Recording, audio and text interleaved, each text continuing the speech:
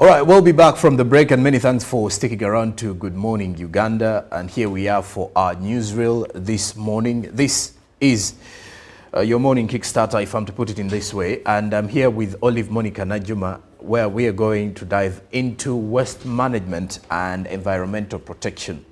Well, when it comes to waste management, the body that was put in place by the government to ensure that we address some of these issues of environmental protection is NEMA, the National Environmental Management Authority, which is in charge of monitoring, supervising, and issuing warnings, guidelines, and of course how we can handle waste within the capital, how we can protect the environment. And as much as we are talking matters climate change, these are some of the issues at hand that we daily need to talk about as a country, and it's a conversation that needs all of us inclusive. And on this background, as we are getting into our newsreel this morning, just yesterday, 4 people were arrested following a 4th May 2024 video that was circulating on social media, in which there were 4 people who were allegedly captured disposing of domestic waste in a drainage channel in Nansana municipality, that is in Wakiso district. Now, the suspects allegedly committed the offense of littering waste contrary to section 9714 and 9 of the National Environment Act, and they will be produced in court today and charged. That is according to a statement that was released by the National Environmental Management Authority, or NEMA, yesterday in regards to waste disposal, or poor waste disposal, by the 4 Ugandans that were arrested, or 4 of the culprits that had been recorded earlier in a video that was circulating as of 4th of May at the start of this month. So this is where we are having our conversation, and you are invited to be part of this discussion here by joining the conversation on our WhatsApp, and as well as on the X app, UBC TV Uganda, using the hashtag UBCDMU. You can share your views on what needs to be done for proper waste management and environmental protection. This can go on a wider scale. What should we as Ugandans do? What should the government do? What should NEMA do in order to protect the environment in a way to address matters that will lead to climate change? I have Olive Monica in studio with me, as we'll have the conversation ongoing. Olive, when you look at the cases of poor waste management and environmental protection, what are some of those that have actually led to environmental degradation, or what you could say misuse of our environment? So there was a survey by Makerere University and Kampala Capital City Authority that identified a lack of awareness among especially people that are dwelling in slum areas. Many of these said they didn't know the proper way to dispose of waste in their communities. And if you have taken a walk in any slum in Kampala, be it in Namuwongo or in Makerere, you know that slum around Makerere side. Yes. You have seen how the situation is there. And most of these people say they are not aware, they don't know about the proper ways to dispose of their waste. But even away from slum dwellers, let's talk about just Kampala City as a whole. The city itself has the population in the city has grown, and meaning that waste has increased beyond the city's capacity. And if we talk about where Kampala Capital City disposes of the waste that it collects from the city, it is the landfill in Chitezi, and by 2009 it was already beyond its capacity. Yet to this day we are still dumping Kasasiro or waste in the same place. And of course, there was last year, there was an executive directive by the president to ensure that there is 200 meters of garbage skip in every area. And in as much as this is a good directive and for the goodwill of the people, how achievable is this? Because first of all, municipalities are saying that they do not have the resources to enforce this. So there is a lot that goes into this conversation when it comes to waste and management of solid waste in our cities and even surrounding communities. And when you also look at the area in Chitezi, you realize that KCCA has over the years been preparing for a better waste disposal area that we are likely to get either in Mukono or one of the districts nearby, because the Chitezi area, like Monica has put it here, is that the dumping site has already been filled to the brim. Yes. And then surprisingly, if you're entering Chitezi, you can easily feel the scent. The stench. I don't even, it's not even, I almost said scent. It's not even scent. The stench. The stinking environment around Chitezi, and simply because of what we are dumping there. And remember, we dump there everything. Yes. Which kind, at times you realize that in most cases in our homes, we do not differentiate the kind of rubbish that we have. We just dump everything in one can and wait for the trucks to come and take everything away. So you can easily imagine where we are as a country. But we're asking you to share with us what you think should be the measures that can be employed for proper waste management and environmental protection to you, our dear viewer, because it's now going to be a collective effort.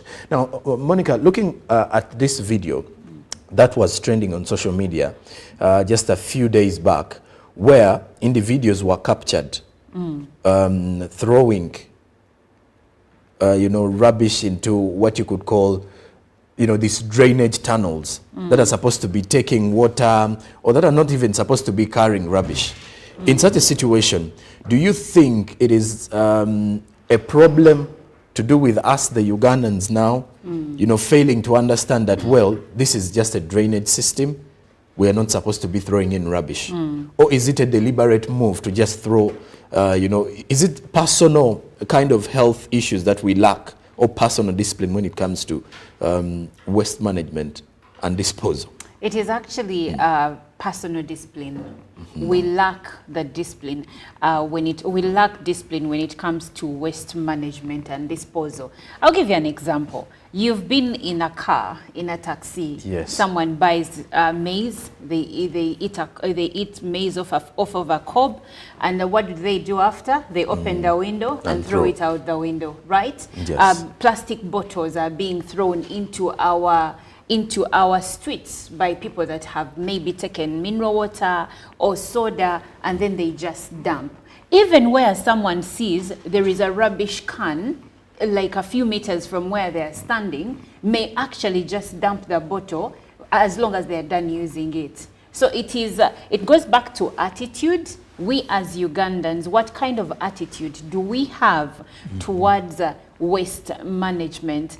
I actually don't think that the government has to come and teach us how to manage just like waste. The other drive where they were telling all car owners to buy a simple dustbin. Okay. A trash can within your car or vehicle. I don't have a dustbin in my car. But maybe you know how to deal with your rubbish. Exactly. You do not need government to put resources in a campaign to come and tell you that in your car, this is how you should handle rubbish. I mean, if you have the common sense to drive a car, you should have the common sense to manage waste. True, exactly. But now when we go to communities, maybe this is where we need help.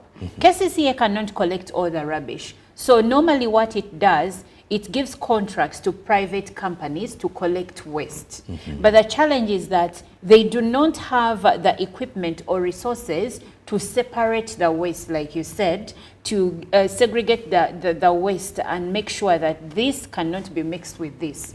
So they just collect everything at once. And also when they collect everything at once, they pile it up on the trucks at once. So they go and dump in Chitezi. Meanwhile, Chitezi only receives 40 to 50% of all the waste that is gotten from the city, meaning the other percentage is going somewhere else.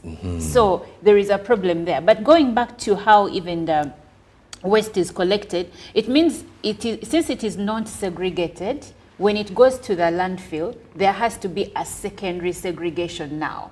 You get? And the problem here is funding. So because we are incapacitated in terms of funding, then it has to go back to us as the people. We need to learn more about recycling, because you'll find that we throw away plastic bottles that we can actually cut and use to maybe plant vegetables at home, you get. Yes. And even make other materials out of them so that we actually protect our environment, because recycling has actually been cited as one of the best ways to protect the environment. Especially for the plastics and the ones that are so many within the country.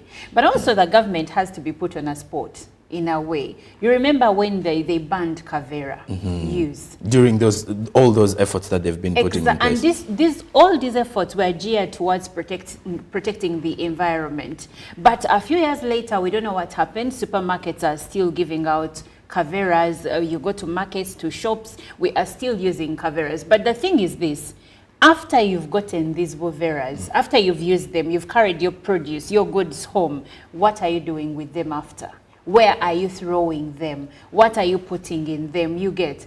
And even, it's actually a bit ironic, because even as they are picking kasasiro, they have to use those plastics to carry the kasasiro.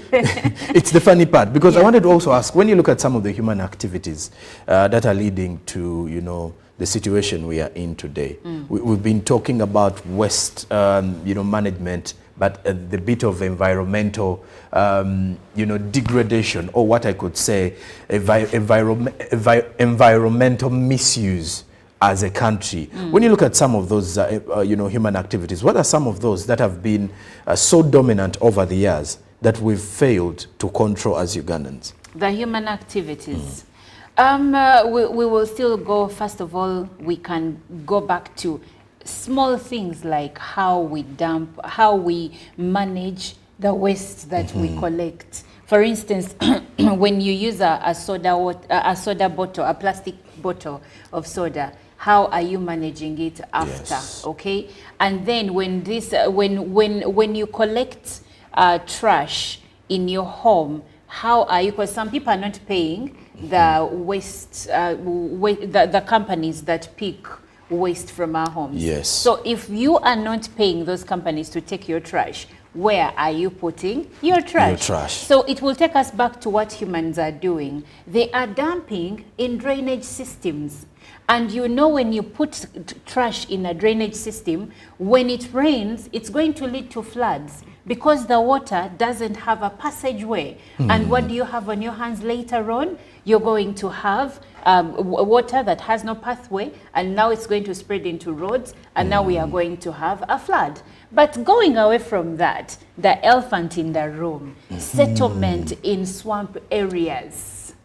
I think it is the biggest issue currently. It is the elephant in the room, that actually people are saying, okay, you're saying that we are dumping in drainage systems. By the way, like you said earlier when we started the show, that murdering one person doesn't mean that the person who murdered more people is more different from you. You're all murderers than yourself. Yes. So if you're dumping in a drainage system, you're as bad as a person that has settled in a swampy area. But let's go back to the swampy areas. We have these humongous buildings that I won't mention that are settled in swampy areas. Last year when we had a flood in Kampala around Village Mall, Forest Mall, you remember? Yes. And other areas in the city, they were impassable.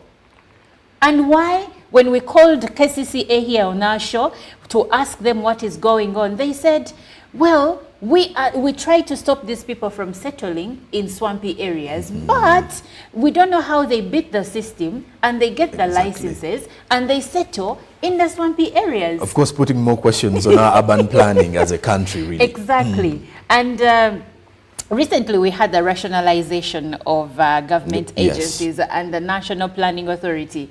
Urban planning was supposed to go back to a mother ministry. But in my head, I don't know if that went through, but in my head I'm wondering. It's still under discussion. It's still under discussion. But don't we need this to actually be a separate entity if we want a better city? I feel so. Because you get to realize it's now a bigger question we have. How are we dealing with this? If it goes back to the ministry, then that means more cases for the ministry more to deal bureaucracy. with, more bureaucracy, and then we are going to go back in another, phase of trying to look for the culprits where we can't even find them. So when you also look at, the issue to do with settling in wetlands or swampy areas, we've also got industries settling in there. Yes. And this has actually led to the issues and discussions. When you look at what is happening in other countries just close by, you do realize that even in Kenya, it has now become a big issue where the floods are destroying millions of property. And then some people have actually lost their lives in the same situation. And of course, you can not only attribute it to, let's say, settlement in one of these areas, in, let's say, swampy areas. But of course, when you look at the contributors, if you are found in a catchment area of a wetland, the chances are once it floods, the water is going to gather in your area. Exactly. Or within your compound. And your compound, have you forgotten what used to happen in Lubiji? Where it could just take houses inside your house. Were literally submerged because of the floods. So we really need to desist from settling in catchment areas and swampy areas. And also, of course, another human activity, Joram, is the cutting of trees. I don't know if you've traveled to Ginger in recent months. Yes. When you get to Mabira, I remember Mabira back in that day where you could not see what is inside. Exactly. But now when you're when you're driving through Mabira, you are seeing the forest almost empty. Where are these trees going? Who is cutting the trees? But the big question is, do people know the effect of cutting trees? We in our just basic science, they tell you, you cut a tree, you plant a tree. But yes. Do we have the same? Kampala Kapiti City Authority has been saying they are going to have urban forests. I don't know if you've seen any being planted so far. Because even the measures that have been put in place, even a simple fountain that we had in Kampala, it's dry. So you can easily imagine, and it was there for beautification and maybe protecting the environment in one, to protect some green and show some water in the city. Yes, but if a country like Dubai that is in a desert can afford to have trees in its streets, how about us? We have the most beautiful weather, the most fertile soil. So if we plant trees, trees can grow. But we are not. You see, there is a cafe here opposite Imperial Hotel. And the beauty about it is that it is surrounded by green. And the cafe was built around a tree. So there is this humongous tree, but they didn't cut it. But what do you experience when you're in this town? A building is being constructed, a tree goes down. Yes. There is that intersection on Ntinda 2 Road that takes you to some parts of Naguru and then to Stretcher. Yes. There was a tree at that intersection. Beautiful thing. And as they were developing the road, that tree was cut down. And the developments took charge of nature in Uganda. We construct our own homes and we have pavers. There is no green anywhere. And at the end of the day, all of this contributes to the ruin of the environment and, of course, to climate change. And now going back to the topic of the day of how we manage waste, these things are all interconnected. Waste disposal, environmental management, human activities, all of these things are interconnected. And well, to your dear viewer, we're asking, what measures do you think should be employed for proper waste management and environmental protection in the country? You can share your views on our WhatsApp number and also on the X app with the conversations ongoing using the hashtag UBCDMU so that we can get to share your feedback with other viewers. And I have a comment here coming in. This one says, good morning. The government made a mistake to give NEMA to supervise the garbage collecting body. NEMA itself has failed as a body in so many areas. He says that big names in government have homes in the swamps, but instead of NEMA handling it, they fear them, but instead go and demolish small, poor people's houses. You even see Mabira is getting finished, but NEMA is also quiet about that. I think let the government create an independent body to monitor garbage collecting. I remain Okiro Bernard Kakira in Jinja. Again, even NEMA is a body. It's not independent, but it's also a body. So if we create another independent body, unless when you want to say NEMA should be fully abolished. But he makes a huge concern saying that NEMA has failed when it comes to dealing with the big dogs in the country. But you see, for me, what I hear is blame game here. I remember when we had Simon Kasiate here regarding the floods last year, he kept saying, well, it is beyond our hand, our control. We try to do this, someone else comes in with bigger guns and they do something different. So who are we as a citizenry supposed to hold accountable? If KCCA is blaming someone else, and probably NEMA is also incapacitated, so who are we supposed to hold accountable as a citizenry? But also, let's go back to regulations by Kampala Capital City Authority. In my opinion, Kampala Capital City Authority lacks regulations and policies that help in determining waste management. Or if they have the policies, then they are weak or they are not being fully implemented. Because not even a couple of months, if you go downtown Kampala, you go off Kampala Road and slope down William Street, Loom Street. It is a huge garbage can, for lack of a better word. The city is dirty, the city is disorganized. I mean, even simple things like non-motorized ways, you're going to find borders there. So for me here, what I see is a lack of implementation or maybe strong policies and regulations. And when you also mentioned that, even officials from Jinja City or the town council in Jinja that is responsible for, following up on how the city operations work has always been under the spotlight, because there are certain areas in Jinja that look way off when it comes to waste management. Dirty streets, where you'll find rubbish, you'll find garbage being disposed anywhere, even within the streets. For a city like Jinja, which was once one of the cleanest cities, and it was in the same conversation with Mbale, if I'm to put it in that regard. But when you look at the situation here in Wakiso, where 4 were arrested by NEMA, following a video that was circulating. I think it was a little bit of citizen journalism when it comes to recording these people. And that person who recorded played his part. He or she played their part in the way. Now also NEMA comes along, arrests the 4 people who are going to be charged in court.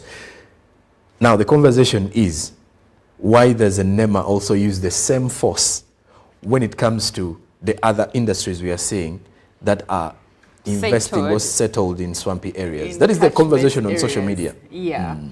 Well, we go back to the big guns. Yes. And this selective application of the law or policies or regulations has to stop. Because if we keep going like this, if we keep doing this, then we will end up with a Uganda that neither of us can manage. True. A Uganda that will no longer be known as the Pearl of Africa.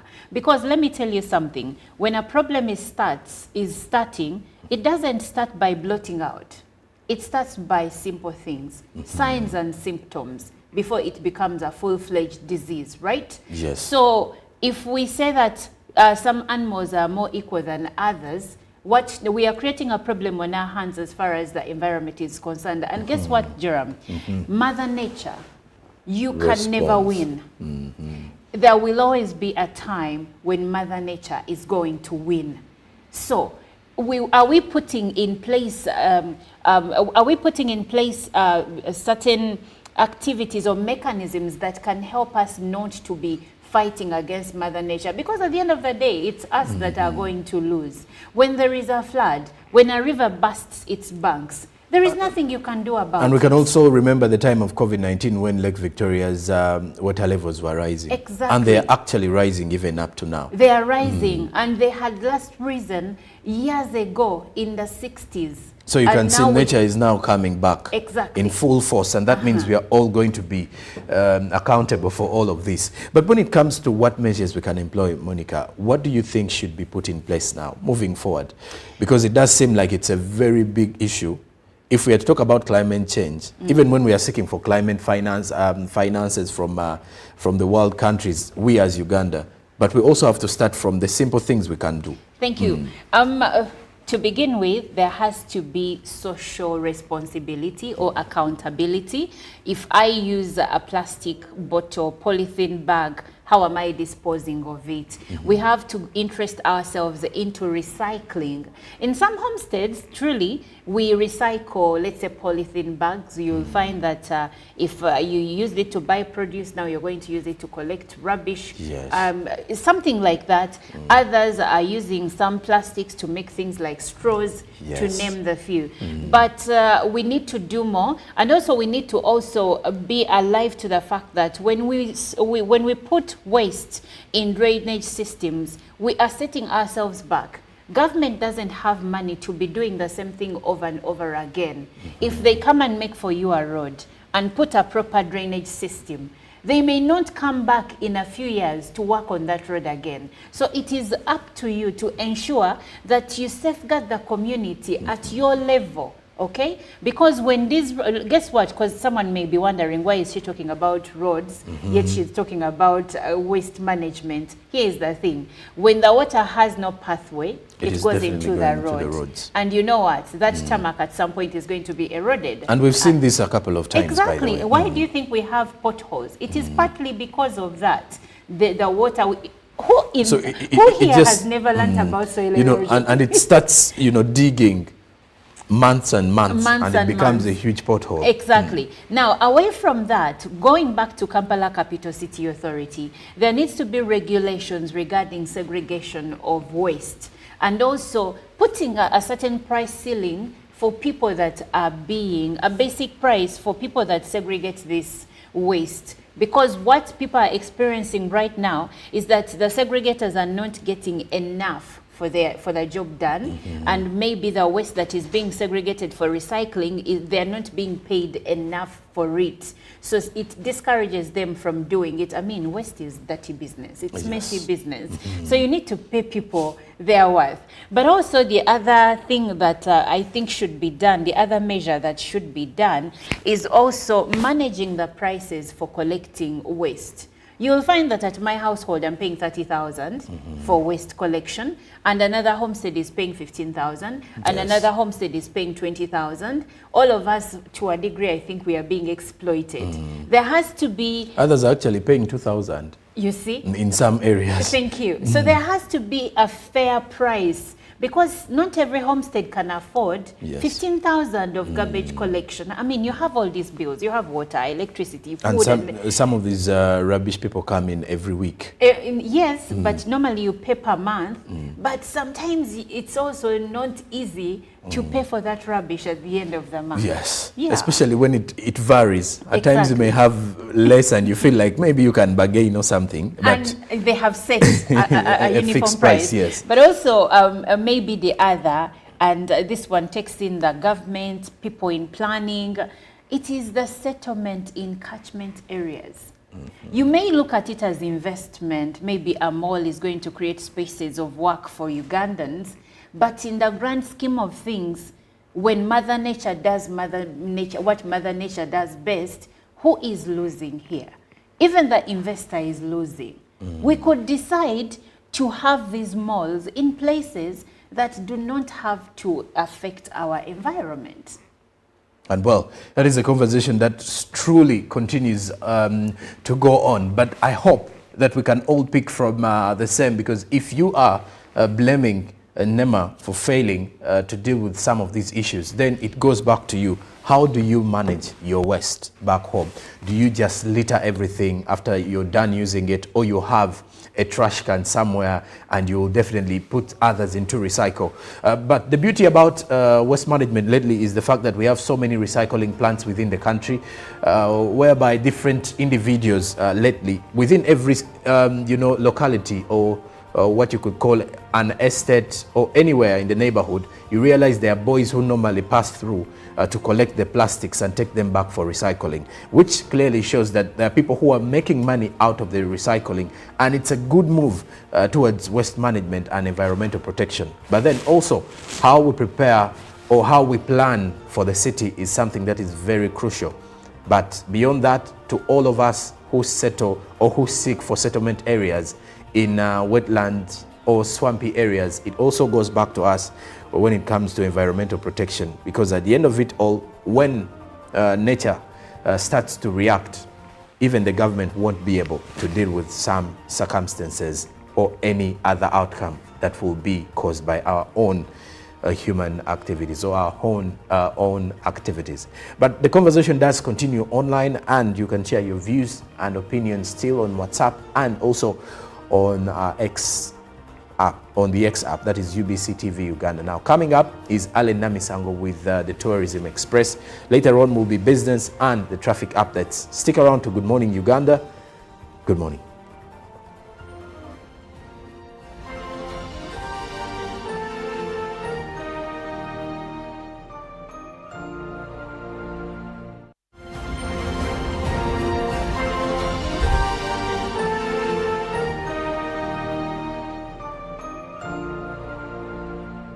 Nyati Motion Pictures brings you Tuko Pamoja, a documentary film about our unity as Ugandans and Africans. Bunyoro would have simply created an East African community that we are looking for today. The rulers of Bunyoro are actually Luos. We people who live across the Nile, we are so related from our myth or from just the Nile. We are the same people, and genetically we are even the same people. We are similar people. We are one. Pamoja, we are one. Use that word, pamoja. Premiering every week from 3rd February to June 2024 at the National Theatre and Indere Center. Daily screenings are from 4th February to June 2024 at Ham's Cinemax and the National Theatre. To get a ticket, call 0778 787 660. Tuko Pamoja? Live from UPC Studios in Kampala, this is Good Morning Uganda.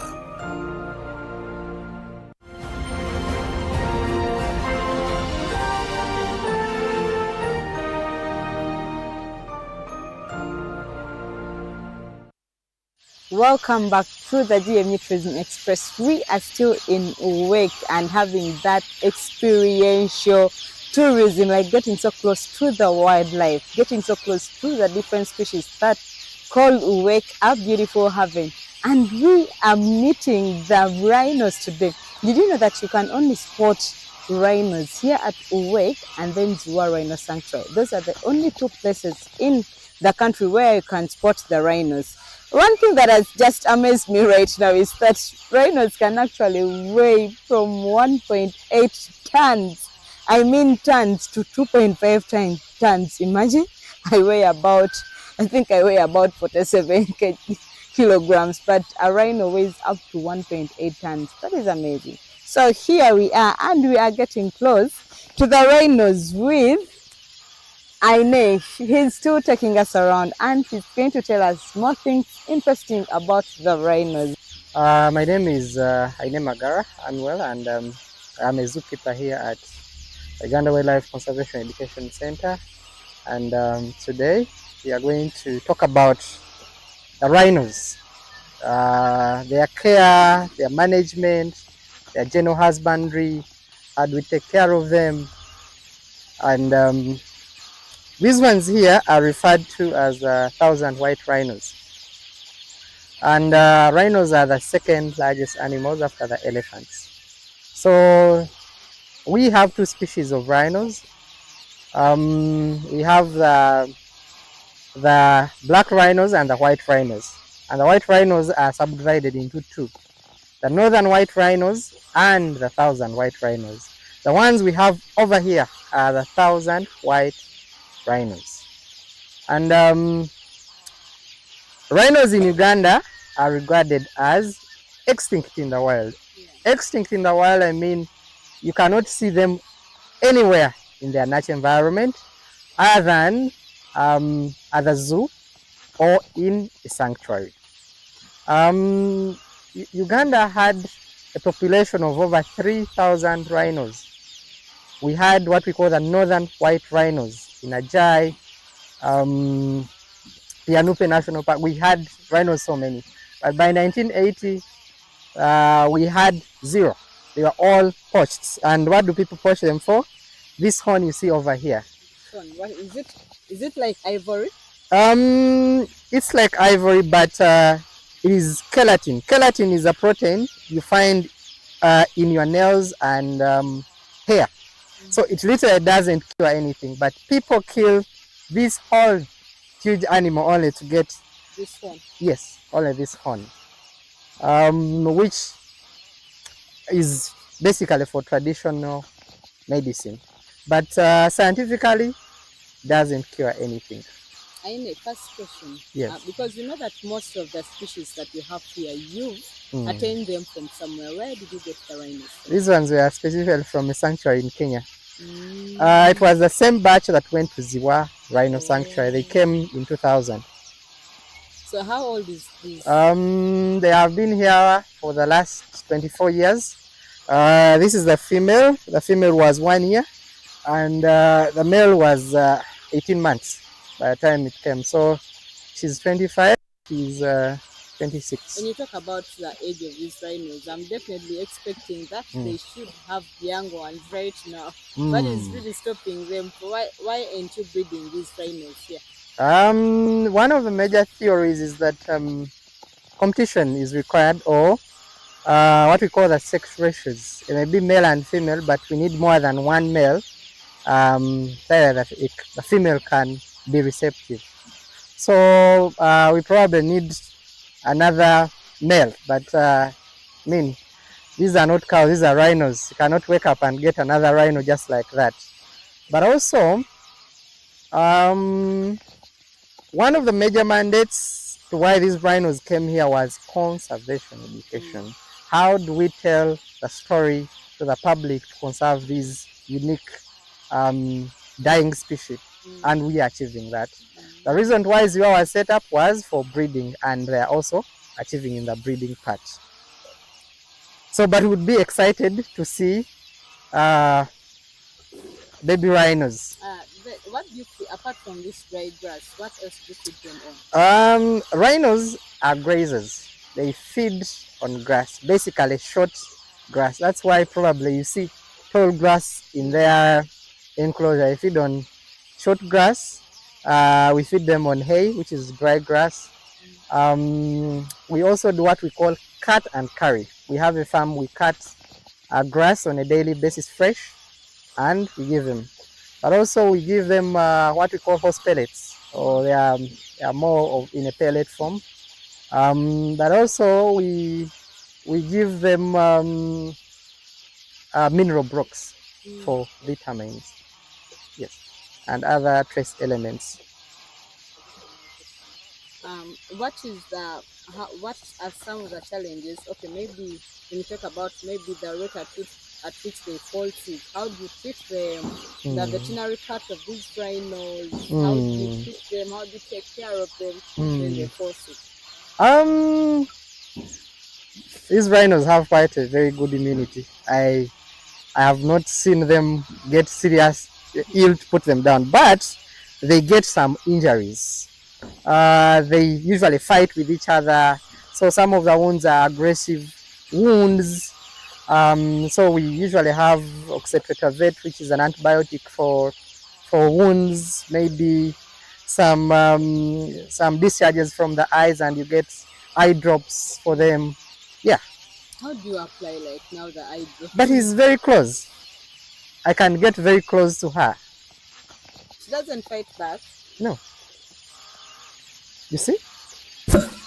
So if you can get that close, and also these rhinos don't sleep here, they sleep in the holdings.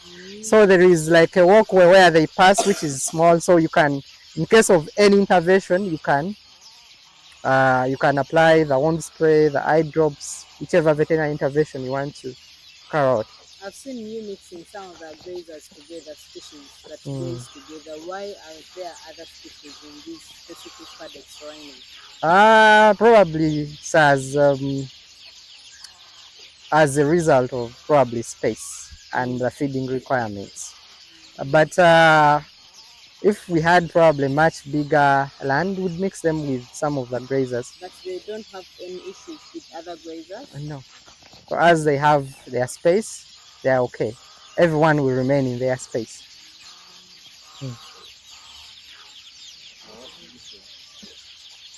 terms of character and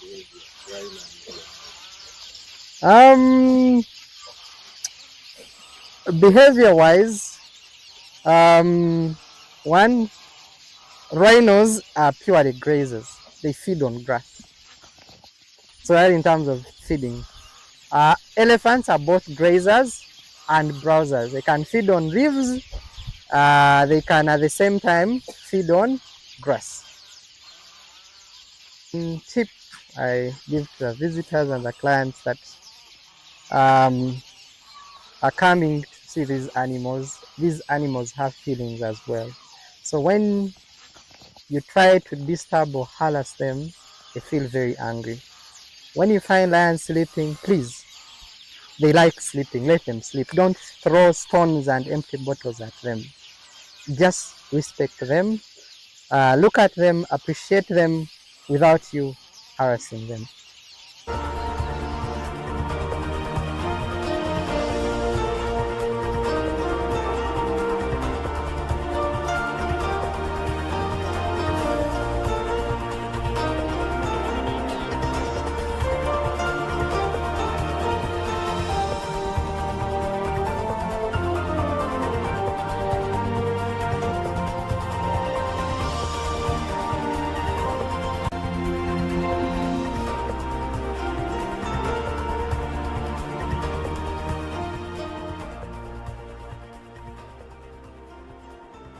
This morning, the traders in downtown Kampala have continued to show their dissatisfaction following the unresolved issues while they met President Yoweri Museveni at the Kololo ceremonial grounds regarding grievances such as IFRIs and, of course, other taxes and penalties imposed on those who are not using the IFRI solution. Now, leaders from various associations, including CASITA and the Federation for Traders Association, insist on considering another 2-month sit-down strike until their concerns addressed. Now, last month, the traders leaders met with the president at State House Entebbe following a 4-day strike in Kampala in the quest for his response to the electronic physical receipting and invoicing solution, which they want to be halted.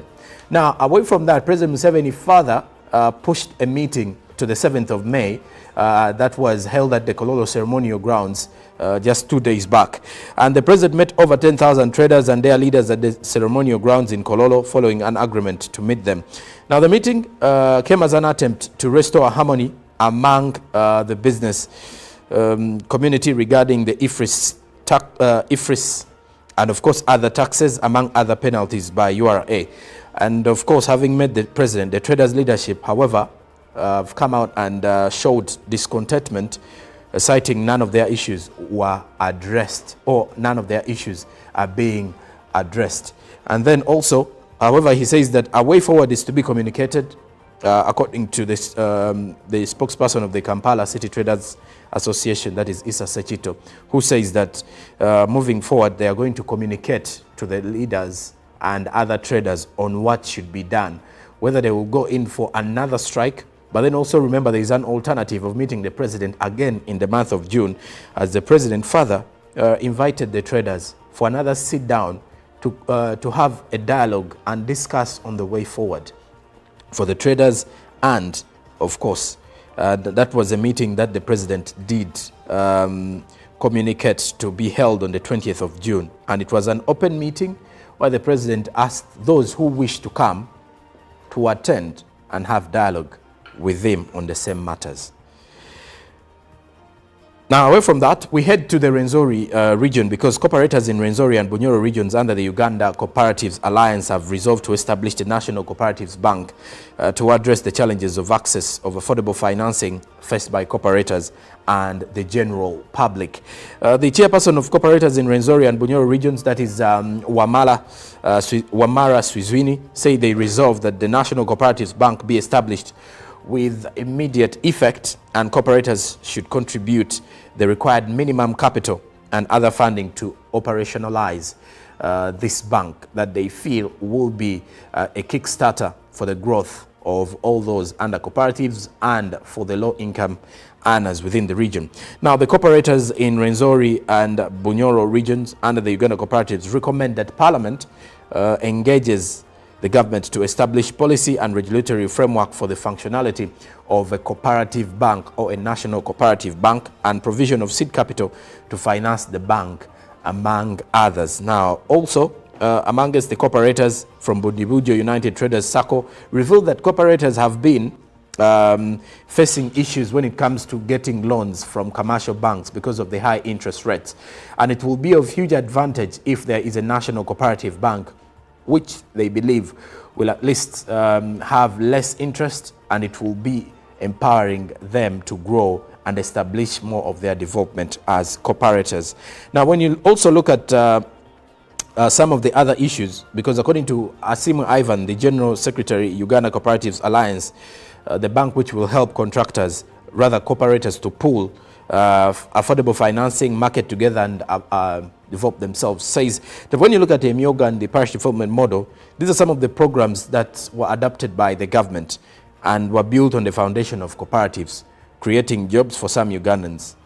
And this is something that clearly shows you that also the government is right behind the creation of this bank, or is right behind the cooperators in coming together for a general cause of wealth creation and securing their future.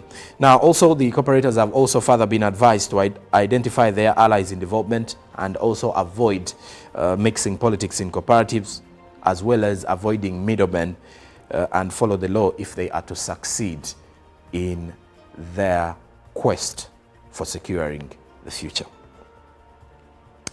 Now, lastly, from the business news this morning, the most Ugandan manufacturers have expressed concerns regarding the implementation of the digital tax stamps, that is the DTS. According to a report by PricewaterhouseCoopers, the DTS system has increased the cost of doing business and has diminished profitability of local manufacturers and importers. Now, this report on the study on the implications of digital tax stamps on manufacturing sector was conducted by PwC on behalf of the Private Sector Foundation Uganda.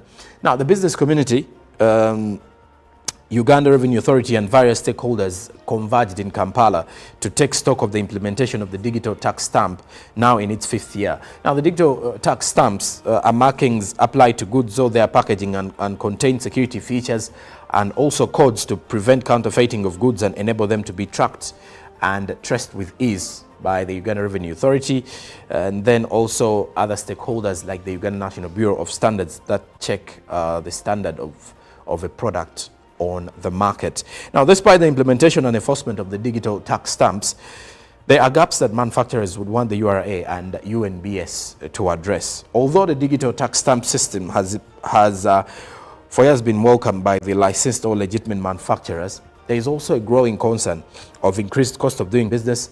Then there are also illegal stamps that have been reported and improper enforcement by those from URA and enforcement forces from the Uganda National Bureau of Standards. Now, in addition to the installation costs, manufacturers are burdened with ongoing fees for the purchase of digital stamps. There is also a consensus with the sector that the fees currently associated with the digital tax stamps are disproportionately high, leading to increased operational costs. And well, more conversations rotating around that now, not only IFRIS, but now the digital tax stamps has also become an issue for the traders, which they feel more engagements need to be encouraged between the traders and UNBS, as well as the traders and URA, but most probably rotating around the enforcement or the force but behind the enforcing of the usage of the digital tax stamps. Now, lastly, we look at the forex market. Close of business yesterday. How are the different currencies faring?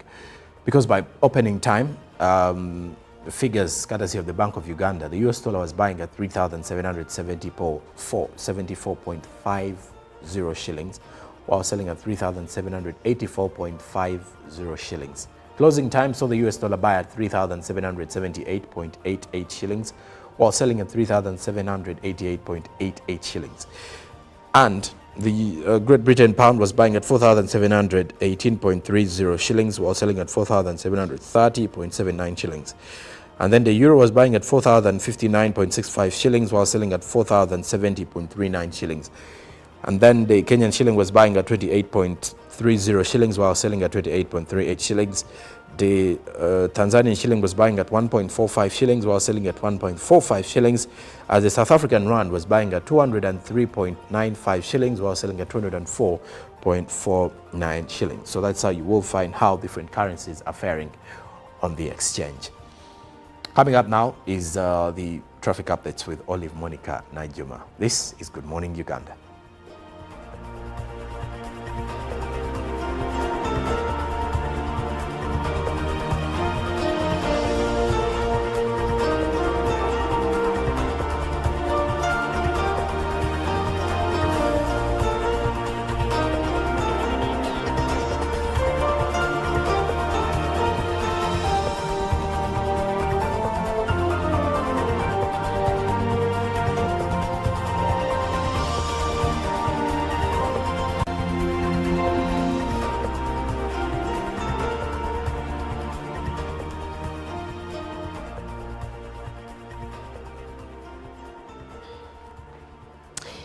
Well, despite this being despite us having the hottest April ever for a long time, May is starting on such a good note. We had the showers this morning, and even yesterday afternoon we had showers across Kampala, but I think also in many different parts of the country. So now, as we delve into traffic updates, we also share traffic tips for you before you step onto that road. Now, today being a rainy day, our traffic tip will be geared towards that. And of course, the tip is, as you are driving in the rain, you should ensure to put your headlights and tail lights on so that you can be visible to other drivers and other road users. Also, you should avoid hard braking because the car may actually slip, because once it is raining, the roads are kind of slippery. Also, you should ensure that you don't drive very fast so that in the event that you need to stop or to brake suddenly, it does not make your car overturn or veer off the road. So you should keep that in mind as you drive during rainy weather. The other thing you need to note is that livestock and pedestrians are hard to spot during the rain, so you should really try to ensure that you have visibility. And how do you have this? You must ensure that your wipers are actually working, which begs for the question, when is the last time you had your wipers changed? It is said that you should at least ensure that your wipers are replaced annually so that they can be working. Since 90% of your driving depends on your visibility, it's very important to have wipers that are working during the rainy season. Well, with those tips, let's now delve into our traffic updates for this morning. My name is Olive Monica Najuma, and we are starting in Wakaliga going across Mengo, and we are looking at the intersection where Wakaliga meets Mityana Road and also Nakauka Road. What you see there is that intersection, and that's where we are starting to see how you can get to your place of business, work, or even school. Now, looking at this place, looking at Mityana Road, it is feeding traffic jam into the main intersection. And following the route of Wakaliga, I see that we have traffic starting to build up from the intersection, and there is a space where you're going to encounter a red zone, which indicates traffic jam build up in this place. But the good news is that as you continue along Wakaliga Road, now we have smooth flow of traffic. And still continuing with Wakaliga Road, all I'm seeing are green zones in this area, so you should be moving steadily. But if it has rained that side, you need to ensure that you're not driving too fast so as to cause an accident. Continuing still with Wakaliga Road, now we are at the intersection where Makamba Road crosses through Wakaliga Road, and also now we join Albert Cook Road.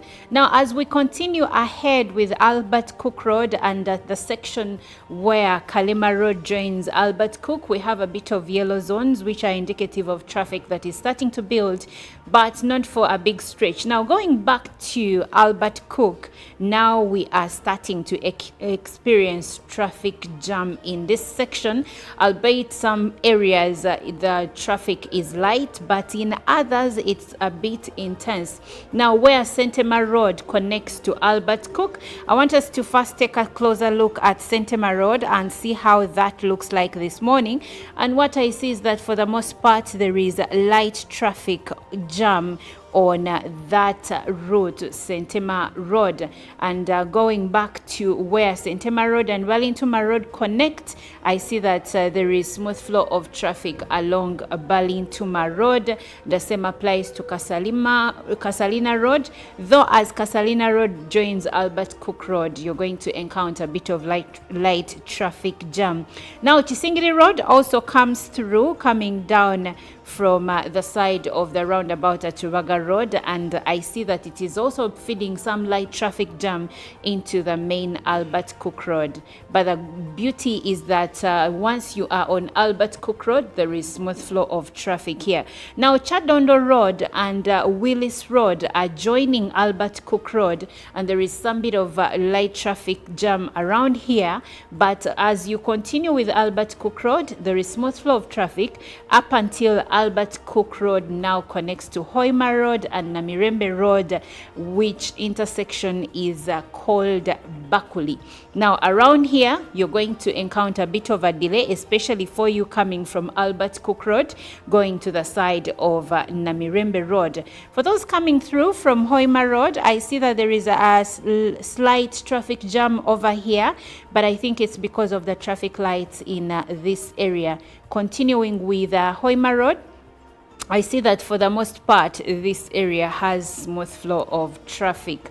Now going back to Namirembe Road, we have a light traffic jam over here as Namirembe Road transitions into Fort Road, but still following Namirembe Road itself, for the most part, I'm seeing yellow zones, which are indicative of the light traffic jam that is in this area. Now, as Namirembe Road connects to Old Kampala Road, there is a bit of a slight traffic jam in this area as Namirembe Road also joins Rubaga Road. For those coming in from Rubaga Road, I see that there is a light traffic coming from that side.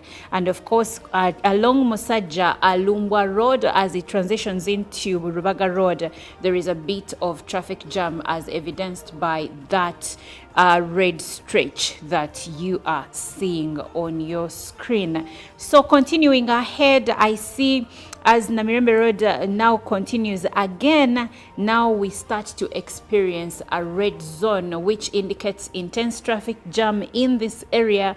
And where it is not intense, there is still light traffic jam still along Namirembe Road. And of course, for those coming in from Mackay Road to join Namirembe Road, there is intense traffic jam here as evidenced by that deep red zone along Mackay Road.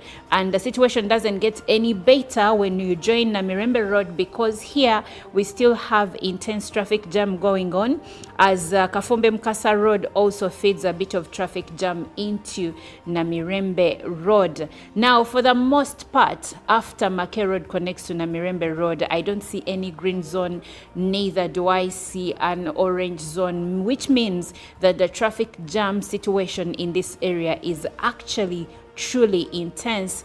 And even the surrounding roads like Nachivubo Road are bringing in intense traffic jam into this area. And as you continue ahead, still I see that Nachivubo Road still has intense traffic jam as you get into the city. Well, for those that are traversing this road, the situation doesn't look that good when you are following Namirembe Road.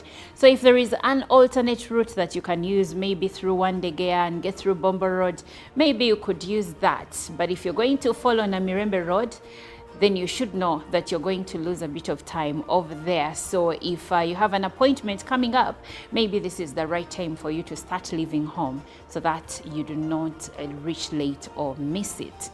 Well, my name is Olive Monica Najuma.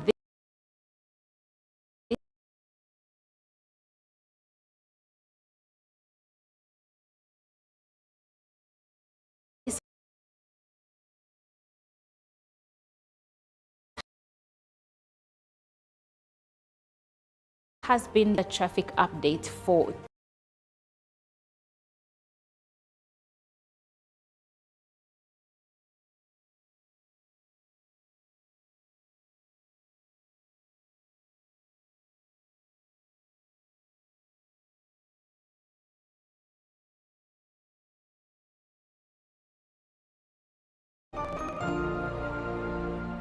Pick of the day on UBC.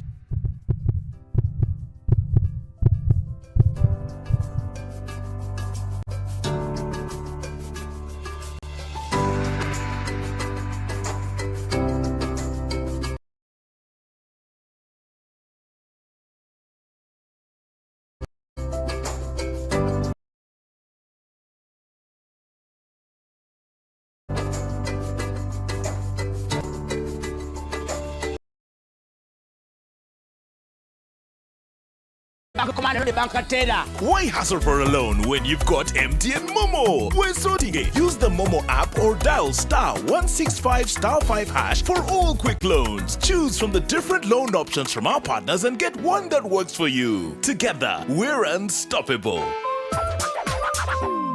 Nyati Motion Pictures brings you Tuko Pamoja, a documentary film about our unity as Ugandans and Africans. Bunyoro would have simply created an East African community that we are looking for today. The rulers of Bunyoro are actually Luos. We people who live across the Nile, we are so related from our myth or from just the Nile. We are the same people and genetically we are even the same people. We are similar people. We are one. Pamoja, we are one. Use that word pamoja. Premiering every week from 3rd February to June 2024 at the National Theatre and Indere Center. Daily screenings are from 4th February to June 2024 at Ham's Cinemax and the National Theatre. To get a ticket, call 0778 787 660. Tuko Pamoja? The cardinal role of a government is maintaining law and order, safeguarding citizens' rights and providing essential public goods and services. Throughout its tenure, the government has consistently upheld these principles.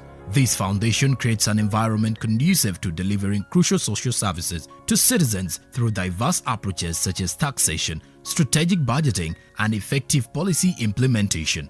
A transformative education system, advancing healthcare provisions, enhancing social welfare, and propelling infrastructure growth, all of which continue to evolve daily to cater to the population's expectations. Supported by a meticulously organized network of ministries, government remains committed to serving its citizens. Coming soon on your public broadcaster, The Front Bench, your interface with the government every Monday at 8:30 p.m. with Joram Paul Sonko, only on your public broadcaster, UBC, inspiring Uganda. UBC is the national public broadcaster. We educate, inform, entertain, and inspire our audiences. You can watch us on free-to-air channel 001, DSTV channel 282, GoTV channel 371, Star Times channel 201, Zuku TV channel 20, and Azam TV channel 350. Even when your subscription expires, you can still watch UBC for free on your pay TV platforms. 107.3 Kampala, 96.9 Mbale, 95.7 Jinja, 98.6 Soroti. You are all covered. UBC Butego.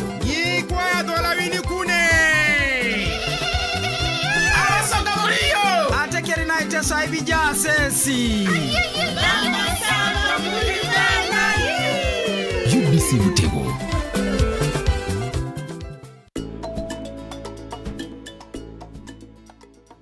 Improving eyesight involves adopting healthy habits and practices that support overall eye health. While these suggestions may not guarantee significant improvements, they can contribute to maintaining good eye health. Number 1. Eat a nutrient-rich diet. Consume foods rich in vitamins A, C, and E, as well as minerals like zinc and copper. These nutrients support eye health and may help prevent age-related vision problems. Foods like carrots, spinach, kale, and fish are beneficial. Number 2. Stay hydrated. Proper hydration is essential for overall health, including eye health. Drink an adequate amount of water each day. Number 3. Protect your eyes from UV rays. Wear sunglasses that block UV rays to protect your eyes from harmful sun exposure. Prolonged UV exposure can contribute to cataracts and other eye issues. Number 4. Follow the 20-20-20 rule. To reduce eye strain from prolonged screen time, follow the 20-20-20 rule. Every 20 minutes, look at something 20 feet away for at least 20 seconds. Number 5. Maintain a healthy lifestyle. Regular exercise, not smoking, and maintaining a healthy weight are factors that contribute to overall well-being, including eye health. Number 6. Get adequate sleep. Ensure you get enough quality sleep, as lack of sleep can contribute to eye fatigue and strain. Number 7. Limit screen time. Reduce prolonged exposure to digital screens. If you work on a computer, take regular breaks to rest your eyes. Number 8. Quit smoking. Smoking is linked to an increased risk of age-related macular degeneration and cataracts. Quitting smoking can improve overall eye health. Number 9. Manage stress. Chronic stress can contribute to eye strain. Practice stress management techniques such as meditation, yoga, or deep breathing exercises. Number 10. Regular eye exams. Schedule regular eye exams with an eye care professional. Regular checkups can help detect any issues early on. Number 11. Stay hygienic. Practice good hygiene to prevent eye infections. Avoid touching your eyes with unwashed hands. Number 12. Use proper lighting. Ensure adequate and comfortable lighting when reading or working to reduce eye strain. It's important to note that while these practices support eye health, they may not reverse existing vision problems. If you experience significant changes in your vision or have concerns about your eyesight, consult with an eye care professional for a thorough examination and appropriate advice. This program is produced by Sani Productions, powered by UBC TV, inspiring Uganda.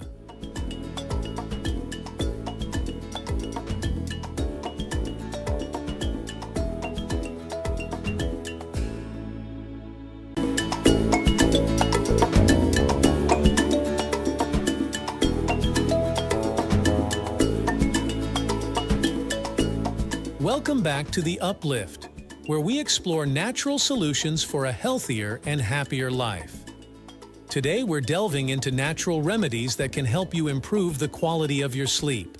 Now let's dive into the world of better sleep. First, establish a bedtime routine. Create a calming environment to signal to your body that it's time to wind down. Dim the lights, read a book, or listen to soothing music. Taking a warm bath, or practicing gentle yoga stretches. These rituals can help calm your mind and prepare your body for restful sleep. Next, limit your exposure to screens before bed. Our electronic devices emit blue light that can interfere with the production of the sleep hormone melatonin. Try to limit screen time at least an hour before bed. Instead, try reading a physical book or engaging in relaxing activities. Another effective remedy is to incorporate exercise into your daily routine. Physical activity releases endorphins, reduces stress, and promotes restful nights. Just remember to exercise at least a few hours before bedtime to allow your body to cool down. Additionally, be mindful of what you consume before bed. Avoid caffeine, nicotine, and heavy meals close to bedtime, as they can keep you awake. Herbal teas have been used for centuries to promote relaxation and improve sleep. Chamomile, valerian root, and lavender teas are known for their calming properties. Sip on a warm cup about 30 minutes before bedtime to help induce a sense of tranquility. Another classic remedy that many swear by is a warm glass of milk before bedtime. Add a pinch of nutmeg for an extra calming effect. The combination of tryptophan in milk and the soothing properties of nutmeg can help promote relaxation. Essential oils can be a game changer when it comes to sleep.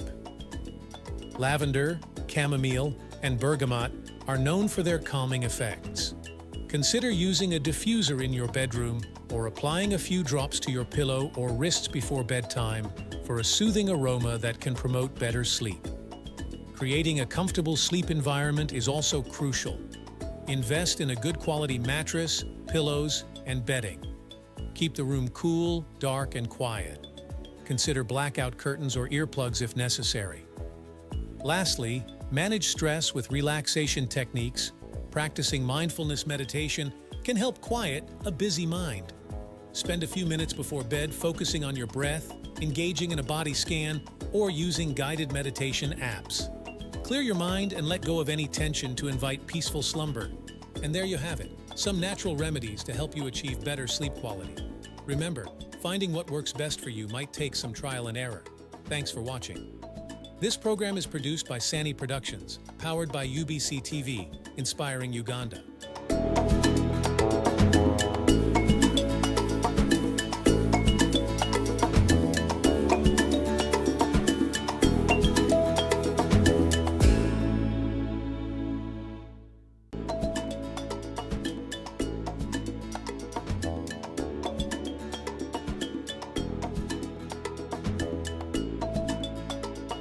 Hello everyone! Welcome back to Uplift Official. Today's video is particularly important as we delve into natural ways to support cancer prevention. While there's no guaranteed method to prevent cancer, incorporating certain lifestyle choices can contribute to overall well-being and potentially lower the risk. So, let's jump into the top 10 natural ways to support cancer prevention. Number 1. Maintain a healthy diet. Fill your plate with a rainbow of fruits, vegetables, whole grains, and lean proteins. These nutrient-packed foods provide antioxidants and essential nutrients that support overall health. Next up is regular exercise. Engage in activity. Live from UBC Studios in Kampala. This is Good Morning Uganda.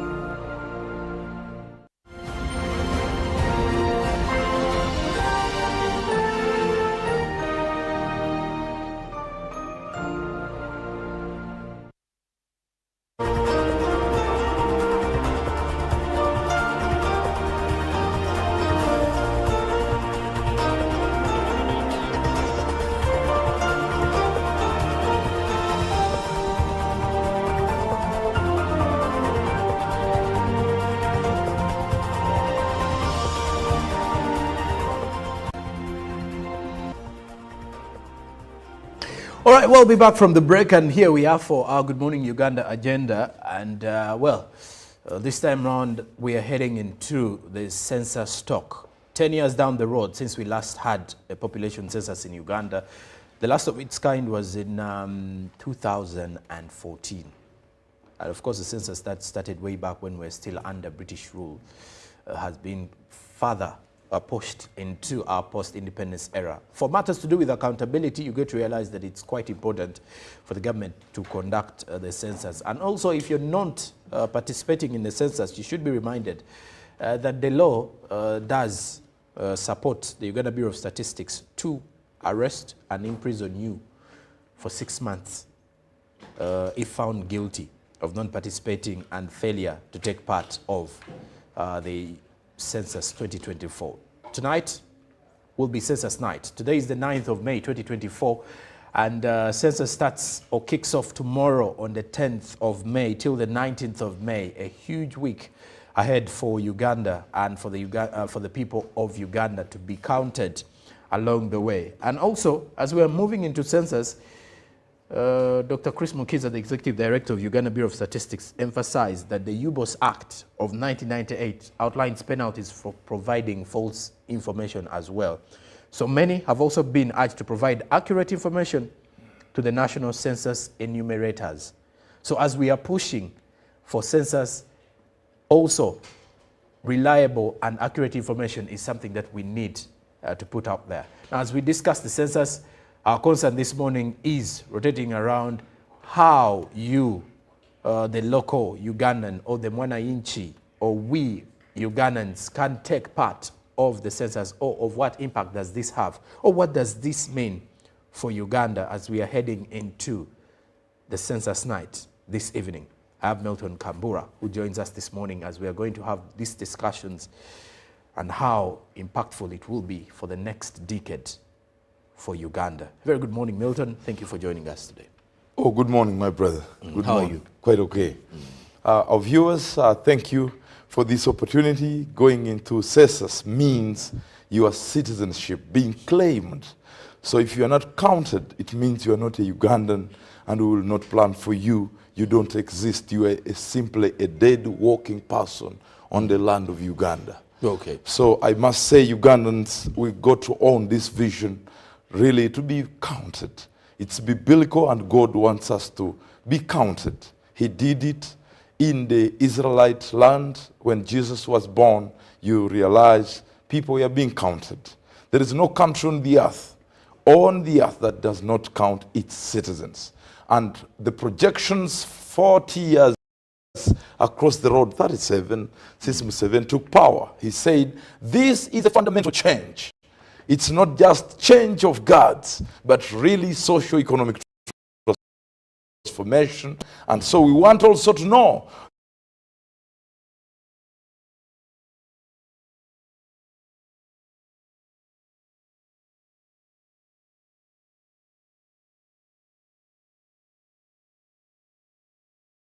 whether you have a toilet, whether you have a sitting room, the Mabat,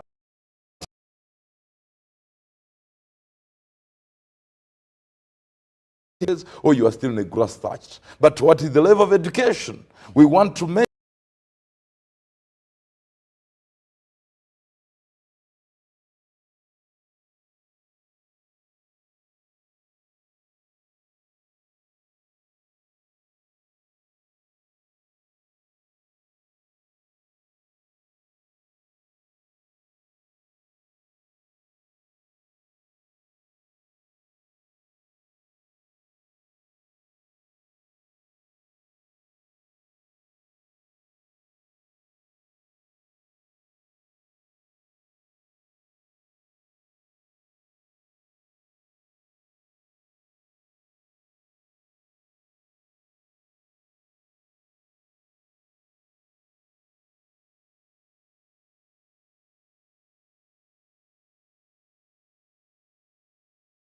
Many Ugandans are not honest at times.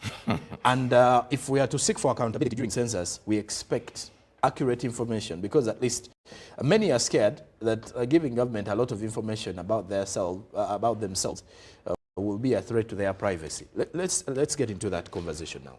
I must say that government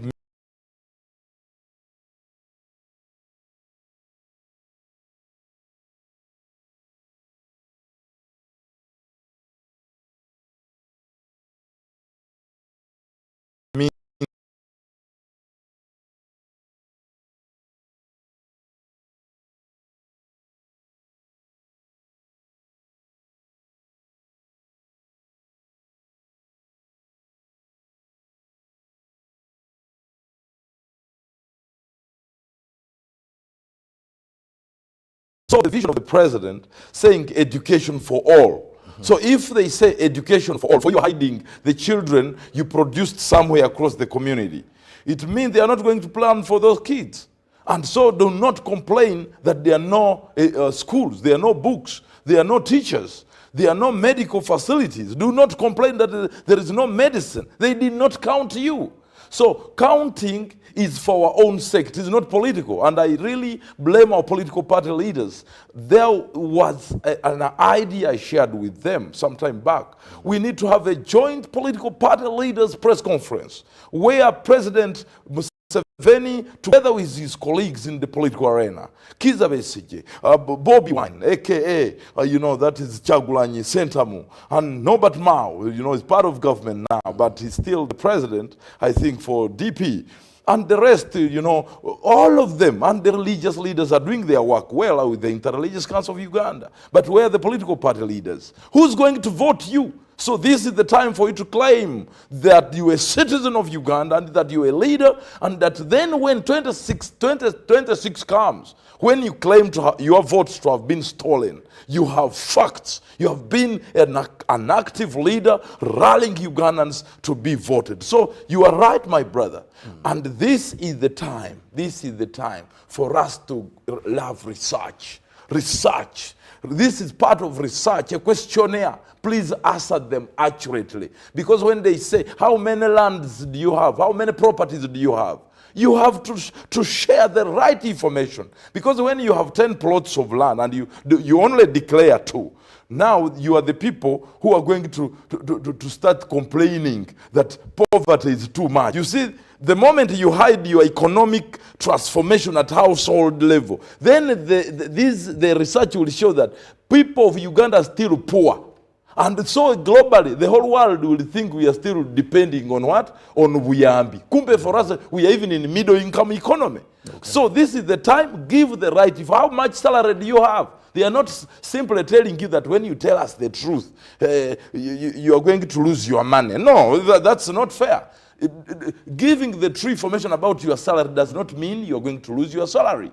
Give the right information so that we know how many people are in the category of middle income economy and those that are still below the basics of the economy. So that now government's intervention, like a Myoga, like a parish development model, we get 1 trillion Uganda shillings. Probably next year they can say we are adding probably 3 trillion Uganda shillings. That means a lot. So please, I beg you, cooperate with these officials who are coming. Lodges, you people, you men who sleep in lodges, please just promise that girlfriend you will meet her, but not this week. The other week, but first be counted. Because if you are not counted, even who will protect you? When we are recruiting you, PDF and police. So you are out of our security coverage. So all that and even budgeting. Milton, when it comes to the population census, let me just quickly take the viewer into understanding more of the details. Because according to Dr. Mukiza, the floating population, or the population that will be moving, those that will be in, in movement, moving from one place to another, or you're doing jobs that need you to move every day, you're in the logistics business and stuff like that. The floating population will be counted on Thursday night. And roadblocks will be put in place according to the Uganda Bureau of Statistics to access all those in transit. Now, for those who are moving, let's say truck drivers, you're looking at bus drivers, bus operators, and of course, to avoid being counted again, we shall provide them with tags to show that they have been already counted. More details in the same.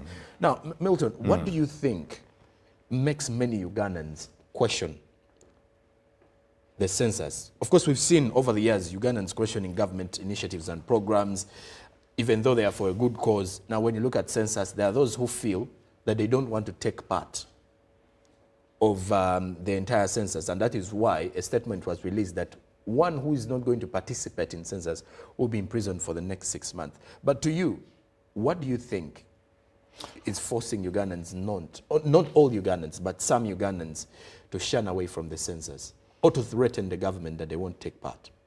Actually, to me, 6 months are very few days. These people are terrorists. People who don't want to be counted. Why don't you want to be counted? Some of these people are not Ugandans. And I think the president needs to really accord us another level of engagement. If you don't want to be counted, Even the dead are counted. So for you, you don't want to be counted. Where do you belong? So to me, I feel 6 months must be put at 10 years. If you don't want to be counted, go to Luzira. 10 years eating vijanjaro, because after all, even in Luzira, you'll eat our vijanjaro. So maybe we shall send them to Rwanda. You don't belong here, Kenya. Oh, we look for some kind of a country where there are no people who don't want to be counted. So colleagues and my friends, Ugandans, for you to say, I am a Ugandan, you must be on the database of Uganda. You need a passport. You will want to travel. 2, you will also need to marry. We must know how men, because when you are marrying here, there is where they say a Ugandan marrying a Kenyan, that lady automatically becomes a citizen of Uganda. So for you now, if you marry, which country, we don't know where to put even the legal system. If you commit a crime, how will we treat you? Or if someone hurts you in courts of law, how will they handle you? Are you from Zimbabwe? Or you are from some Mars, from some people here, they also fall on the earth. We want to know, tell us where you came from. So why some people do not want to be counted is that they are not citizens. They know, so they fear to expose data. So if you are not a Ugandan, kindly, and I beg you, give data that I'm here, I came as a refugee, after 20 years, somebody gave you land, and so that now we know, because most of the Ugandans were also not Ugandans. The Bakonzo, many years ago, were part of Congo. We have a tribe in the constitution, the Banyarwanda. So you say you are Munyarwanda, but a Uganda. Do not fear. Be proud of being a Ugandan. There are some people from South Sudan who became Ugandans. There are some people who were refugees here. You remember properly, Kagame himself was from Rwanda as a refugee in Uganda, but he had an opportunity to serve the government of Uganda. And he went back to Rwanda and became a president. So these examples tell you that, please, Tofa, don't fear. You are in the right hands. Uganda is a good, hospitable country. It's a motherland. We have to register ourselves. And when we register ourselves, we are capable to demand for accountability. To go on City Square or Kololo and say, we need our rights. We need our rights. You speak as a Ugandan. But when you're in some countries, sometimes you fear. But this is home. So somehow, that fear should get out. Then the second one is that beliefs. These beliefs, funny, traditional beliefs, some of them are not realistic. You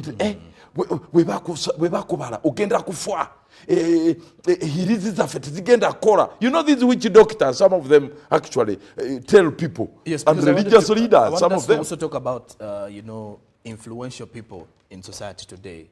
The cult leaders. Why I use cult is because you realize there are lots of things that happen. Traditional leaders, it can be a religious leader, even the politicians that you mentioned or you talked about earlier. Some of them are influential in decision making, and some have come out to advise. There are allegations that some are advising their followers not to buy into the idea. And when you look at some of these issues, how can we deal with them, not only with the census, but moving forward as a country? I think that the policy is not very effective. Should it be found out that a certain political leader or a traditional leader or a religious leader is on this day misguiding, misinforming people not to be counted, that there will be something bad that will happen on them, our Ugandans, our Ugandan population, such a people must be put on life imprisonment. Life imprisonment. I want this law, because if we do not have data that is causing and guiding socio-economic transformation, policy development, then somebody must be accountable. And I think the president, of course, Mr. President, you are liable for some of these. We want to see laws that work, but they must be fitting on how many people those laws are going to affect. So somehow people, especially these religious leaders, these traditional leaders, there are some community elders also, those community elders. Some woman will tell a statement in a community and say, "Abana titubawa immunization." It is all integrated. Do you know some people out there tell our mothers that, please, you cannot tell our children for immunization? While Uganda's population is steadily growing, because of government's response on health and maternal health and all these. But some people want to take us back, where we used to lose more women while giving birth, the mortality rate. And so now how do we fix these problems without being counted? When we come to your family and say, how many children are educated out of your 10 children you have talked about? Tell us that 5 went to university, but they have no jobs.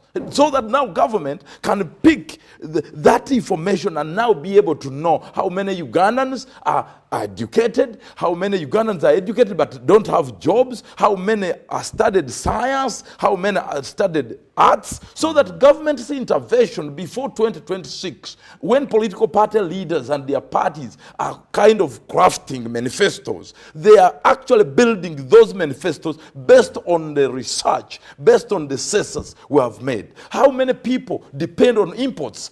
You can imagine 70% with the relative maybe answer, 70% our survivors in imports. So how do we fix this if we don't have updated data?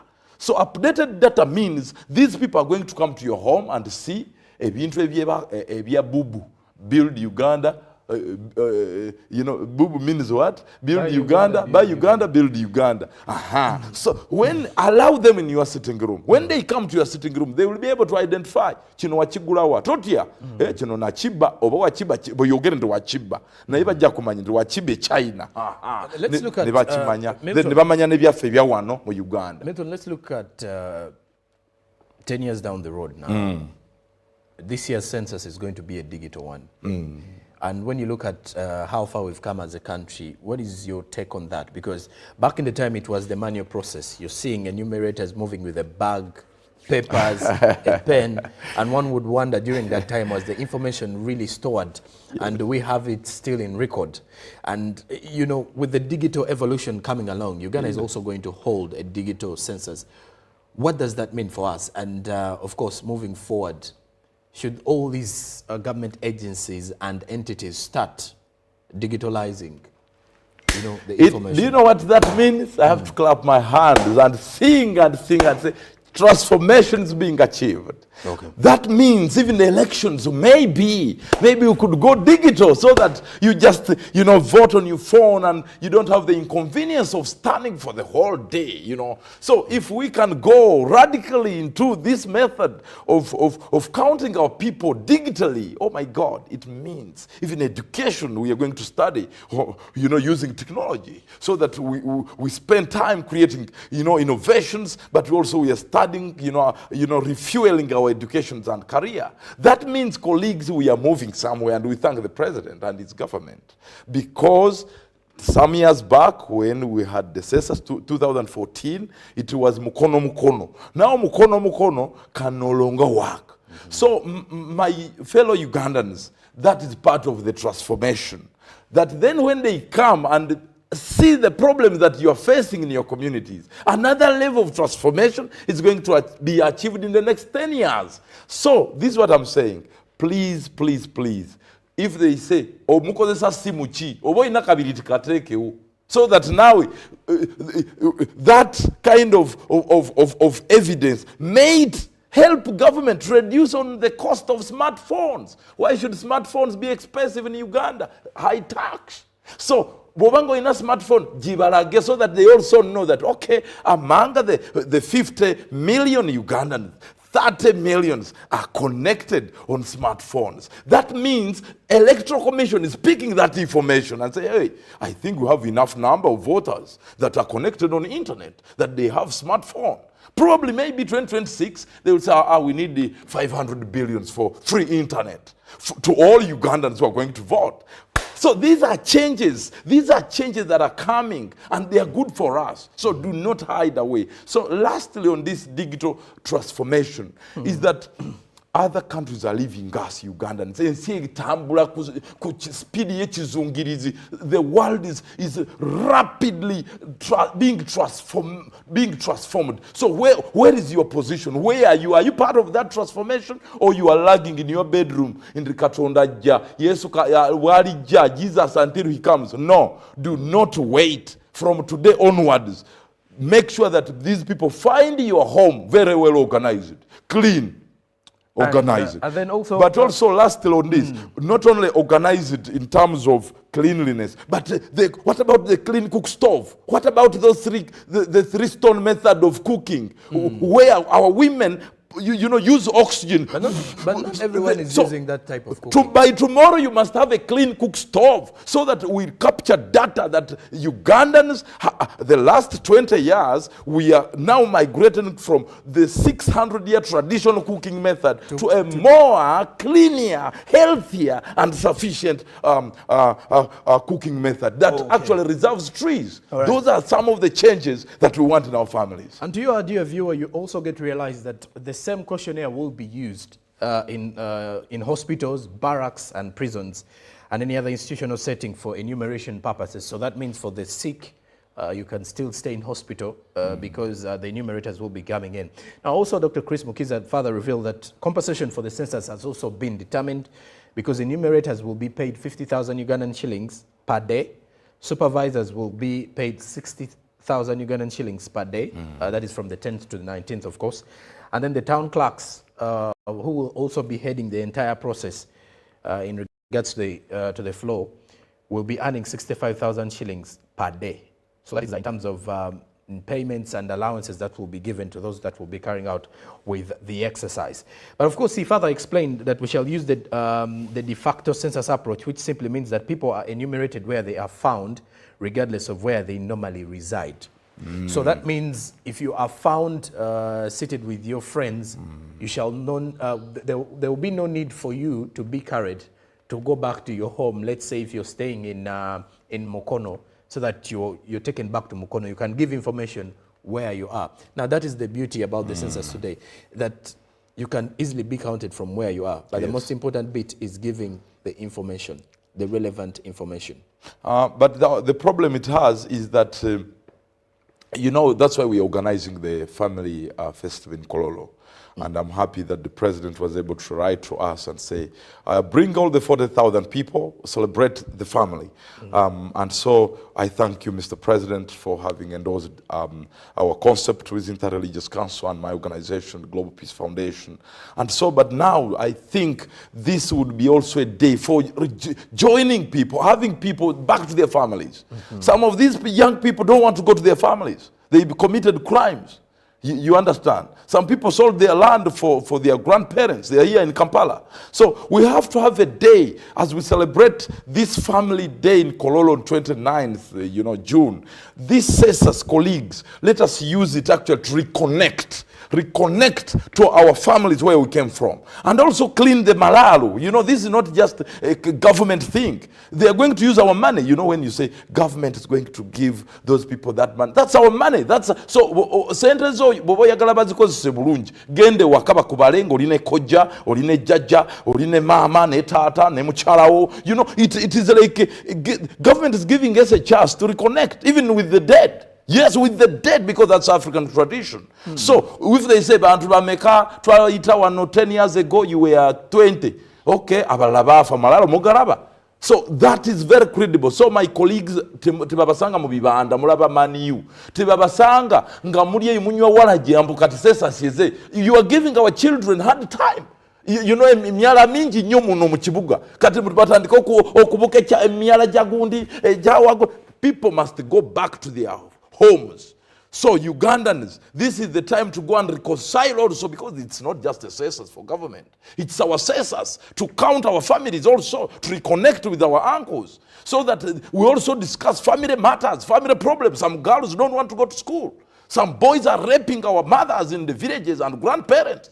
So uncles, use this opportunity to reconnect your children back to the communities. Fathers, talk to your wives. Someone who has 20 women. This is the time to sit them in the sitting room. Discuss with them the vision of your family, that in the next 20 years, your family must have a president. In the next 20 years, your family must have billionaires. In the next 10 years, you must have doctors and engineers. It's not just government. Even you, make your census roll call. Where is this child? Is he in Japan or he went to Cheyu? You hear on TV criminals, call him. This is the time to forgive one another's families, so that now government really has a population that is not only counted, but that makes sure that there is a culture of meeting and creating consensus on what must happen at family level. Okay. Yes, please. And looking here, some of the questions, by the way, is that during the enumeration, specific questions will be answered by females aged 15 to 39. Now, this is regarding pregnancy and birth. Of course, over the years, we've been known as a very productive age. And a country that, most fertile women, if that is the right word for me to even use. In the world. Amongst the countries, really. Yes. So this age bracket of 15 to 59 is where these questions are going to be regarding pregnancy and birth. And of course, the government wants to establish, really, to see what are the rates at which many of our women are getting pregnant, and then looking at the numbers over the years, over the last 10 years, I should say. Is this a chance to establish? Yes. Better health facilities for our women or our expectant mothers, or to just fully know whether we should preach more about marriage or fornication, or let's say unwanted and early pregnancies? Okay. Uganda has been winning the World Cup of the highest fertility rate in the whole world. That means a lot to Africa Renaissance. Now, when you bring it like that, they will not understand it. Let me tell you, colleagues, Uganda's population, the youth demographic, takes more than 73%. Now, as we speak, Japan is growing, going behind, because the people at the age of 68 years and above are the majority. Look at South Korea. Its population growth rate it may go into negatives, going behind, because the girls and the boys don't want to marry each other. They don't want to produce children. And the president of South Korea is saying, there is even a program, a fund they want to put to encourage young girls to get married, the boys to marry. The same to Canada, you know that. Okay. Now, the global north is worried about their population. Now, for Africa, in Uganda's case, Uganda is proud of such a bounding population of young people which must be seen as gold, as more than even all these diamonds, because it means a lot. It means the young population can develop a modern economy. These are the young people that must build our defense system, that must be in our manufacturing sector. The young people, we should not talk about youth unemployment. It is lack of vision. The president is clear on this. So we want to measure. You younger girl, you have finished the university. Why are you still on the Ruja? They must count you in the next period. When you are married, you younger boy, 40 years, you are still in the house of your father. So this information is going to help us now to tap into the youth demographic and the relevance and their productivity in the country. So be faithful, tell them the truth in the Nchano, Nyamusaja. You never know through giving this information. Maybe government can have a program to reconnect young people to marry, to get jobs, to plan for them, how efficient, and also regional imbalance. You know, why should when you mention them giving the government details of how they are single, because government won't provide their husbands, really, Milton. Oh, government is government. Okay. We can organize, I'm telling you, programs, even your TVs in Uganda, apart from UBC, of course, you people are excellent. But if you see the other TVs, they are only spoiling our children, spoiling them. So we have to have marriage engagements on TVs, relationship. There's a comment from a viewer here who Yes, says, please. I'm a UPDF officer attached to a Royal Guard unit. Where are we going to be accounted from? Because our kings look to be less concerned about us being counted. Now, why I'm bringing you into this, he says our kings look to be less concerned, or the chiefs that they keep or protect. But what I want to assure him is that, according to Dr. Chris Mukiza here, the questionnaire will be utilized in hospitals, barracks, and prisons. So there will be a provision. But he makes a very pertinent issue here. He says our kings look to be less concerned. Let me tell you, let us arrest them. They are not above the law, my brother. We have been fighting here on the continent. We want to see exemplary leaders here, moral and innovative leaders. We cannot have leaders that are outside the box of nation building. So if you're a clan leader and you are not bothered that you see government here. No. Let me tell you, even the opposition, I am a person who's outside of you cannot say you're outside government. That's what the comment I want to make sure I want to say. We are going to arrest these leaders, and I wish that the security agencies have air on TV here. Give them air. Where is the CDF? Bring him here, the first son. I want to see General Mohozi telling the security agencies and the police, the IGP, that the leaders must be deployed tomorrow, whether you're a king, whether you're a religious leader, whether you're a billionaire, where are the influencers of media? Where are the influencers? Where are the religious leaders are doing a good job, my brother. Okay. I wish we learn from them, because the Archbishop is doing his work. The sheikhs from Mobaje is doing his work. Sheikh Waiswa, if you see on their pages, even at the Interreligious Council yesterday, there was a meeting where they are saying our role as religious leaders. So whether you are somebody from up there untouchable, you hear untouchable. In a democracy, everybody is touchable. So this is the time we want to see the relevance of these leaders. And if we go to these political party elections, if you see someone is not relevant now, don't vote them. Because these are people who are going to just focus on the problem, the mistakes of the government. But the mistakes of the government are based on poor information and data. Because if you say we have 20 million Ugandans and there are 100 million Ugandans, the road network is being built for the 20 million Ugandans.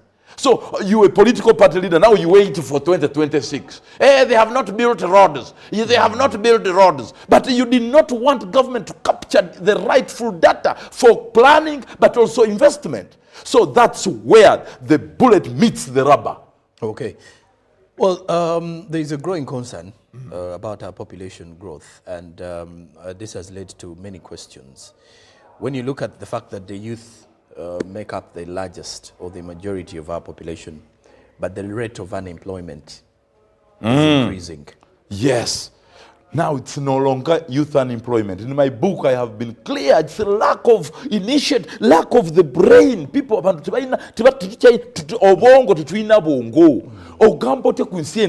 my brother.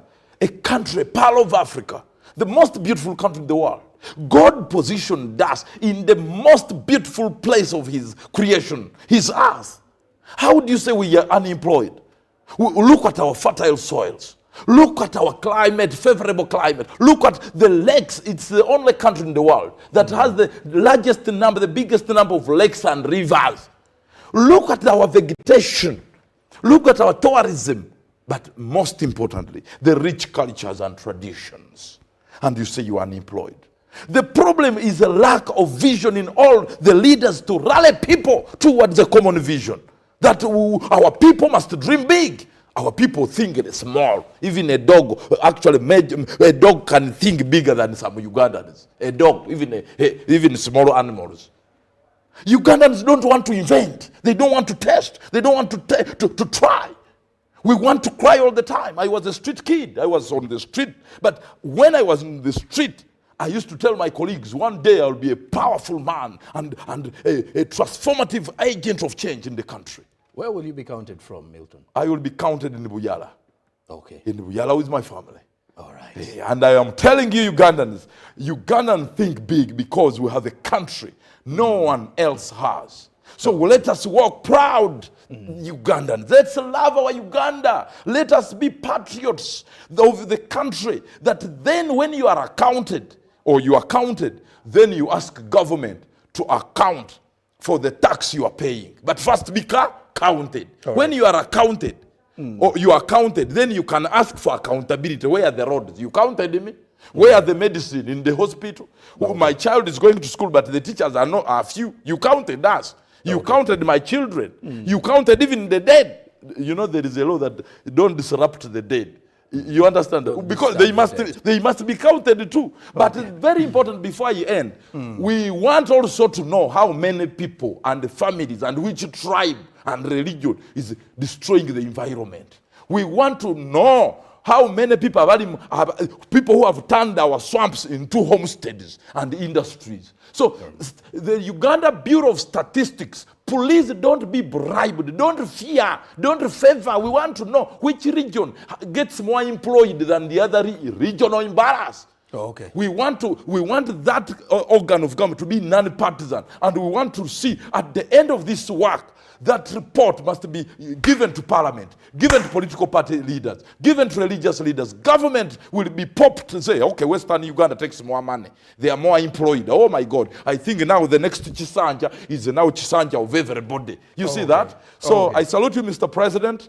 Please, thank you. I want to rally Ugandans that on 29th June, this coming June, please at 8 at Kololo Independence Grounds. We are having 40,000 families. Come and we celebrate the families. These families I'm talking about. Come and we celebrate our freedom. Come and we celebrate our faith and our religions and our one family under God. Let us come, want to embrace social cohesion and unity, the power in diversity to build socio-economic transformation. All right. You are welcome. All the musicians are there. There will be food. All cultural leaders will come. All the religious leaders will come. The presidents around the continent. And we have very big artists from America, from Europe. So please come and we join the African Renaissance and work together as one people, one African people, to recover from the pains of slavery and colonialism. All right. Thank you very much. Milton Kambura, Global Peace Ambassador. He was here giving us more reasons as to why we should participate in the population census, which starts off tomorrow. Now, Uganda's population is expected to surpass pretty much 100 million people by 2050. And the population growth rate is currently at 3.32%. Now, population census starts tomorrow. And of course, 9th today is the census night. And of course, those that are in the travel industry are likely to be counted this evening. But then along the way, till the 19th of May 2024 is when we expect the census to be coming to an end. The current population of Uganda is, in 2024 is projected to be around 46.5 million Ugandans.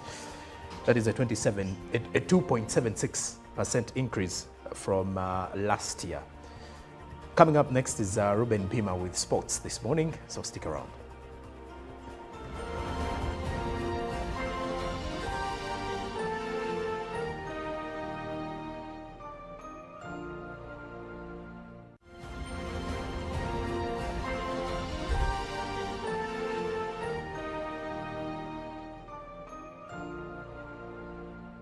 Pick of the day on UBC.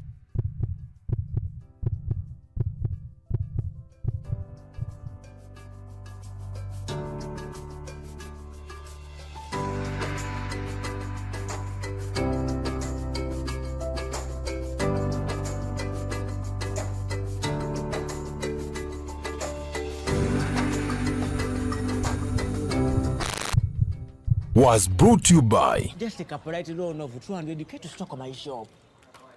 The signs and symptoms of success. The bank commander, not the bank